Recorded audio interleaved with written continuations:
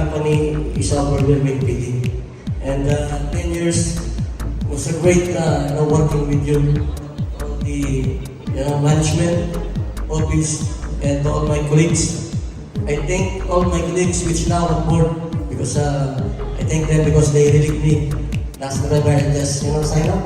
That everyone wants to celebrate with their family. I know some of them, their family they attend here, but I know soon your husband will be with you to celebrate the Christmas. And once again, thank you and God bless.